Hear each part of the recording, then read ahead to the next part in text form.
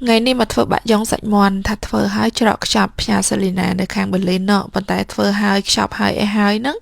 ម្សិលមិញរវល់ពេកបងប្អូនអើយគឺអត់បានឲ្យដដែលសំខាន់បាក់យ៉ុងសាច់មាន់នេះចាយើងយកទៅធ្វើញ៉ាំជាមួយនឹងបាយក្តាមក៏បានញ៉ាំមួយបកសក៏បានបាយយើងធម្មតាក៏បានដែររសជាតិឆ្ងាញ់ដូចនៅស្រុកខ្មែរអញ្ចឹងសម្រាប់របៀបធ្វើវិញគឺយើងកូរស្ករត្នោតចាឲ្យឡើងឈ្ងុយមកបន្ទាប់ពីស្ករយើងឈ្ងុយល្អហើយគឺយើងដាក់ជាមួយនឹងប្រេងខ្យងបន្តិចហើយនឹងម្សៅស៊ុបមាន់បន្តិចមកចាដាក់ម្សៅស៊ុបមាន់ចឹងទៅរសជាតិរត់តែឆ្ងាញ់ហើយបងប្អូនអាចដាក់អំបិលមកចិបផងដែរហើយសម្រាប់ទឹកត្រីគឺខ្ញុំអត់ដាក់ណាបងប្អូនចានៅពេលដែលគ្រឿងយើងឈ្ងុយគឺយើងដាក់សាច់ទ្រូងមាន់ចូល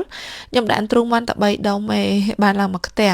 ចាយើងឆាសាច់ទ្រូងមាន់ហ្នឹងឲ្យចេញជាតិឆ្អាបសិនណាចាបន្ទាប់មកទៀតសូមយើងចាក់ទឹកនៅពេលដែលយើងចាក់ទឹកហ្នឹងយើងចាក់ទឹកឲ្យលិចមកយើងងាស់សាច់មាន់ហ្នឹងឲ្យផុយល្អនៅពេលដែលយើងបានឃើញពពុះវៀនដែតមកបែបហ្នឹងបងប្អូនដួសពពុះហ្នឹងចេញទៅព្រោះអីពពុះហ្នឹងមើលទៅអត់តំណងឯងវាធ្វើឲ្យសាច់បាក់យ៉ុងរបស់យើងចេញមកវាអត់សូវស្អាតចឹងហើយអំឡុងពេលដែលងាស់ហ្នឹងគឺយើងយកវែកឬមួយក៏សាក់ព្រាអីចាជ្រុំសាច់ទ្រូងមាន់របស់យើងហ្នឹងឲ្យបែកចេញពីគ្នាមកនិយាយរួមទៅយើងធ្វើបាក់យ៉ុងនេះគឺយើងអត់ទុកចោលទេព្រោះអីបើសិនជាគេអ្នកធ្វើលក់គេមានម៉ាស៊ីនមានអីចឹងអត់អីណាប៉ុន្តែសម្រាប់យើងធ្វើញ៉ាំនៅផ្ទះធម្មតាគឺយើងឈោកូររហូតចាកូរជ្រុំរហូតតតែបាក់យ៉ុងរបស់យើងនឹងស្ងួតនៅពេលដែលសាច់ស្ងួតល្អហើយគឺរៀបរាប់ជាការស្រេចហើយអត់មានយកទៅបុកអត់មានយកទៅអីទេបងប្អូនចាគឺខ្ញុំធ្វើបែបនេះឯងឈោកូរអញ្ចឹងហ្មងនិយាយមែនកូររៀងយូរដែរចាជាម៉ោងជាងអីដែរបងប្អូនទ្រាំទៅហើយប៉ុន្តែអត់អីទេហ្នឹងហើយយូរធ្វើម្ដងថាធ្វើផ្ញើក្មួយដល់ពេលទៅវិញហ្នឹងគឺថាផ្លិចយកឲ្យបងប្អូននៅស្ដាយខ្លាំងមែនទែនហ្មងហើយសម្រាប់បាក់យ៉ុងនេះផងដែរបើសិនជាយើងធ្វើហើយបងប្អូនភ្លក់ទៅរៀងនៅស្ទើគឺយើងអាចបន្ថែមគ្រឿងបានដូចជារោយស្ករឬមួយក៏ដាក់ទឹកត្រីមួយជ្រោយអីចឹងទៅណាឬមួយក៏អំបិលក៏បានដែរចាយើងអាចថែមថយគ្រឿងបានតែសម្រាប់ខ្ញុំវិញគឺអត់អីទេបាក់យ៉ុងរសជាតិរៀងសាបតិចទៅគឺឆ្ងាញ់ចារៀងដិតពេកក៏អត់សូវឆ្ងាញ់ដែរឥឡូវនេះគឺសាច់បាក់យ៉ុងចាប់ផ្ដើមស្ងួតហើយចាមើលទៅរៀងស្ងួតអស់ជាតិទឹកដាច់ទឹកល្អហើយគឺបានណាហើយបន្ទាប់ពីនឹងមកគឺយើងទុកឲ្យត្រជាក់សិននៅពេលដែលចុះត្រជាក់ហើយហ្នឹងគឺយើងអាចដួសយកមកខ្ចប់ចាបើយើងដាក់ក្នុងកឡក៏បានច្រកថង់ក៏បានដែរហើយរក្សាទុកគឺមិនបានយូរម៉ែបងប្អូនមួយអាទិត្យជាងអីហ្នឹងឯង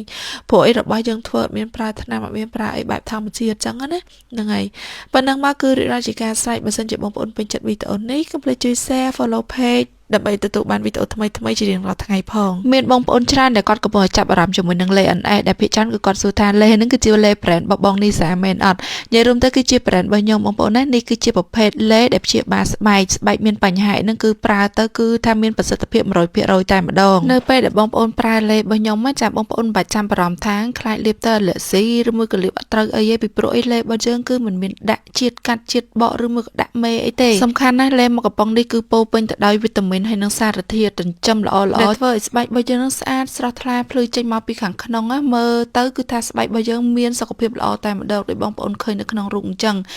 រូបខ្ញុំពីដើមមកបងប្អូនស្បែករបស់ខ្ញុំគឺអត់ស្អាតទេចាភាគច្រើនគឺរលាកកូរ៉ូមហើយមានតែសាច់ក្រហមហើយជាពិសេសនោះសាច់ពោះសាច់អីគឺថាមានសង្វារក្រហមមានអីហ្នឹងក៏បាត់ដែរតែឥឡូវនេះគឺខ្ញុំមានភាពជឿជាក់ខ្លាំងមែនទែនតែម្ដងពួកអីលេ NS នេះគឺថាជួយព្យាបាលស្បែកខ្ញុំច្រើនខ្លាំងមែនទែនហ្មងណាដែលធ្វើឲ្យស្បែកខ្ញុំមើលទៅស្អាតភ្លឺថ្លាហ្មងបងប្អូនហើយសំខាន់លេនេះគឺខ្ញុំតេស្តមកមួយឆ្នាំជាងហើយបាទខ្ញុំដាច់ចិត្តចេញលក់ចាហើយបងប្អូនសាកម្ដងប្រើទៅគឺមិនខកចិត្តទេហើយនៅពេលដែលយើងប្រើដើម្បីលេនឹងមានប្រសិទ្ធភាពខ្ពស់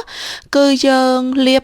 លេជាមួយនឹងខាត់ស្បែកសម្រាប់ស្បែកគឺយើងខាត់មួយអាទិត្យ2ទៅ3ដងទៅហើយលេហ្នឹងគឺយើងលាបទាំងយប់លាបទាំងថ្ងៃចាគឺបាន24ម៉ោងតែម្ដងហើយសំខាន់គឺមាន SPF 50បូកដែលជួយការពារកម្ដៅថ្ងៃបានល្អខ្លាំងមែនទែន